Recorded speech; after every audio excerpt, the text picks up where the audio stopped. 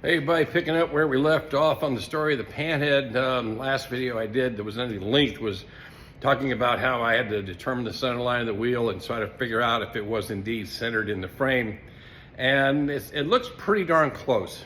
But part of the spacing, if you recall, was the caliper mount for the rear brake. Of course, it's been upgraded to a disc brake system front and back.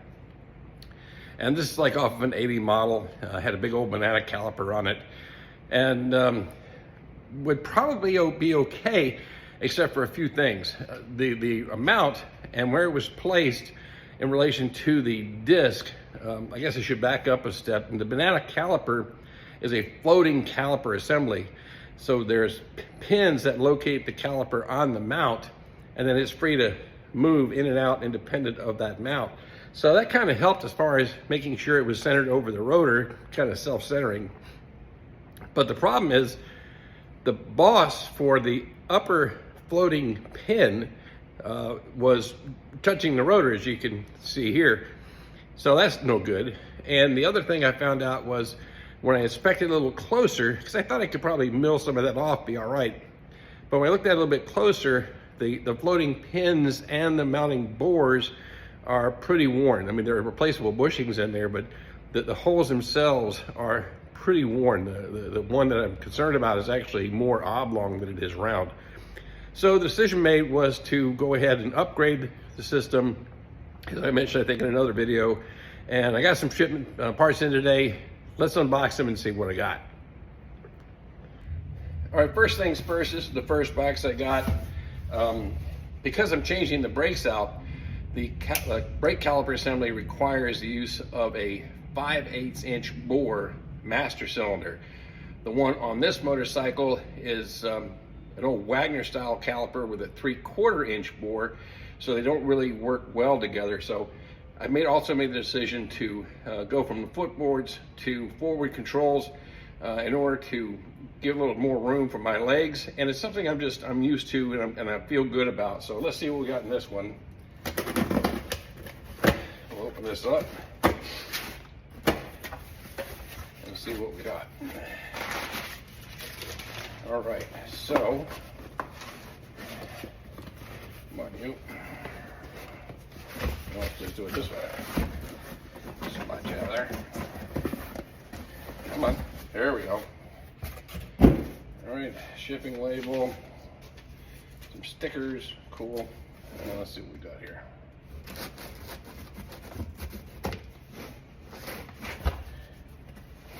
Okay, so this is from a company called GMA Engineering. See if I can hold everybody can see that. This was actually recommended to me by a coworker, Dorman, who happens to be a pretty knowledgeable bike builder in his own right. And Lemmy, if you're listening, props to you. Thank you for your help. And let's see what we got here. We got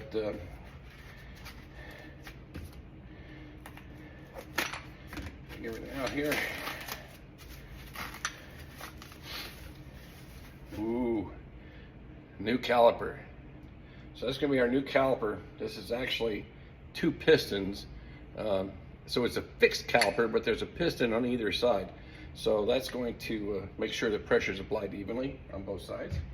And then of course we have some mounting hardware. There's an axle spacer in there. Will that be the right size? Well, that remains to be seen. And let's see. This will be the mount for it. Let's take a look at that.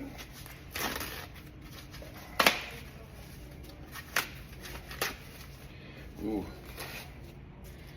very nice. So I have the mount, and it looks like, I'm just guessing out of the hand, I'm looking, this is where the spacer is going to go.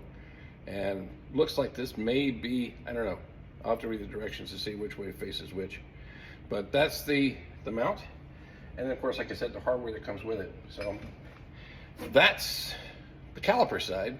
Now what we're gonna have to do is we're gonna have to remove the rear wheel again, take that old brake caliper mount that's currently in there to help me when I was checking the chain alignment, and then install this caliper. We'll do it first on the bench and get an idea of just how much clearance there is between the inside of the caliper mount and that wheel spacer, so I know how much of a spacer I need. One good thing is I know what the total distance is, so that's gonna be some help. It'll give me an idea of, you know, how much I need on either side of the caliper mount in order to make up the space that I need to make up. Let's see what the next box has. All right, box number 2 should be the forward controls. So we'll take a look in there. And one of the reasons I picked this up because it comes with the master cylinder. And I'm thinking that on the, instead of that rocker clutch, I may go back to the old jockey style clutch that, again, I was used to when I was younger. See what else we got in here. Okay. Just gonna flip you up upside down. There's a packing slip and other stuff. And let's see here. This is interesting. No seam in the box. Where is that going to be? Well, let's try here.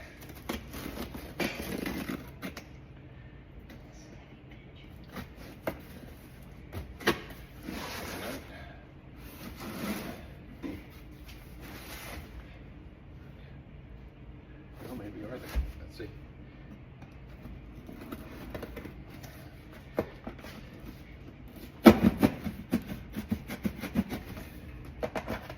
Just like a kid at Christmas, right? Let me open. Okay, now we're getting somewhere.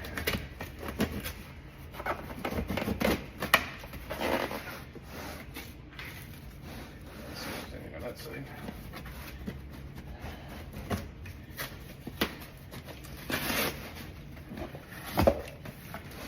Come on.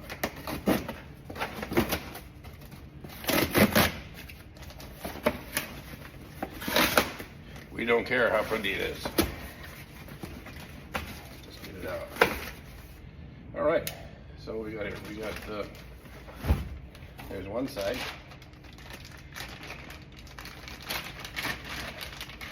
And actually the pedal's a little deeper than I expected, which is not a bad thing. I like that. All right, so this is the shift side.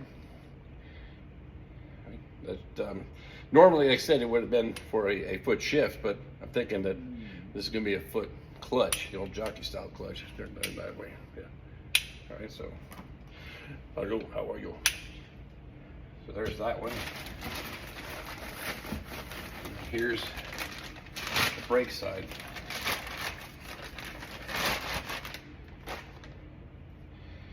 Okay.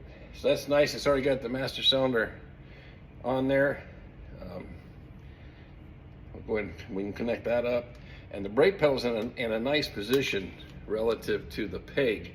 You know, if you look at what's on the bike now, it's the old style Wagner, that brake pedal is like nearly straight up, very awkward to get to when you're riding. So a lot of goodies here to play with, and we'll get started on that pretty soon.